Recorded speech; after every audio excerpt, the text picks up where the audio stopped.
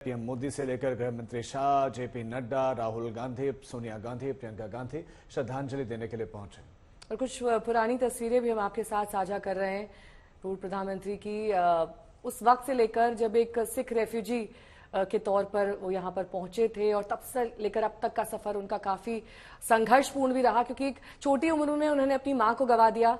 उसके बाद राजनीति में कैसे उनकी एंट्री हुई है, किस तरीके से कांग्रेस में उन्हें सम्मान मिला है, और एक ऐसे नेता और अर्थशास्त्री और राजनेता के तौर पर आज भी उनकी शख्सियत सबके दिलो जहन में महफूज है। जब पूर्व प्रधानमंत्री डॉक्टर मनमोहन सिंह ने कई अहम और कड़े फैसले लिए ताकि देश प्रगति और अर्थव्यवस्था के मामले में तमाम अन्य देशों से कहीं आगे रहे। ये 3 तस्वीरें आपके सामने और ये बयां कर रही हैं कि कैसे आज देश शोकाकुल है। कांग्रेस पार्टी ही नहीं बल्कि तमाम पार्टी लाइन से जो दिग्गज नेता हैं वो यहां पर श्रद्धा सुमन अर्पित करने के लिए पहुंच रहे हैं।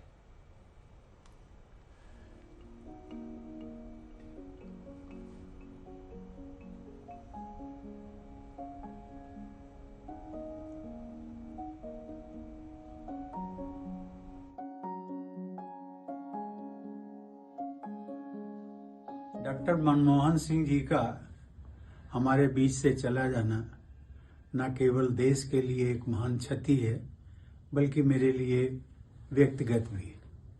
मैं उनको बरसों से जानता था। राष्ट्रपति भवन में उनसे मेरी भेंट होती थी। वो सौम्यता और विनम्रता के एक प्रतीक थे, भारतीय राजनीति के एक पुरोधा थे और मैं समझता हूं कि इंडियन इकोनॉमी के एक आधुनिक निर्माता थे। मैं अपनी विनम्र श्रद्धांजलि उनको प्रेषित करता हूं और उनकी आत्मा की शांति के लिए ईश्वर से प्रार्थना करता हूं। मेरी अश्रुपूर्ण भावभीनी श्रद्धांजलि आदरणीय मनमोहन सिंह जी के लिए। श्रेष्ठ इंसान, विद्वता, ज्ञान, श्रेष्ठ मर्यादित आचरण, दूरदृष्टि वाले राजनेता और अत्यंत श्रेष्ठ और मर्यादित सांसद के रूप में उनकी छवि हमेशा रही। वह देश के बड़े अर्थशास्त्री रहे जिनकी शोहरत दुनिया में थी। वह रिजर्व बैंक के गवर्नर रहे। वह चंद्रशेखर जी जब प्रधानमंत्री थे तो उनके आर्थिक सलाहकार थे।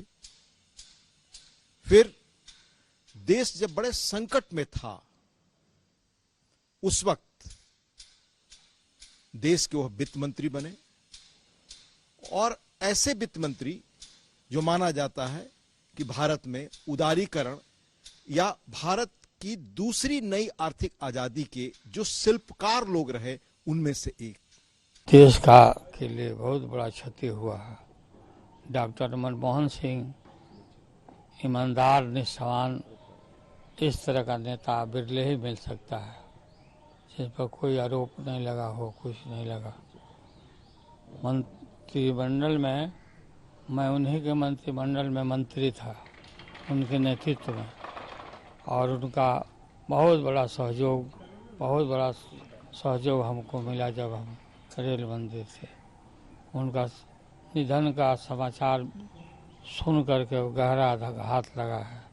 ईश्वर से प्रार्थना करते हैं कि उनकी मृत आत्मा को, उनके सोल को शांति प्रदान करें और उनके शोक संतप्त जो परिवार है उनको भी शक्ति मिले। एक पहला वजीर आजम था, प्रधानमंत्री था जिसने मार्जिनलाइज कम्युनिटीज़ और ख़ास तौर से मुसलमानों को अपलिफ्ट करने के लिए, उनको हक दिलाने के लिए उन्होंने बहुत कोशिशें की और उनके इंतकाल से यकीनन हमारे वतन अजीज़ ने अपने एक ख़ास सपूत को खोया है।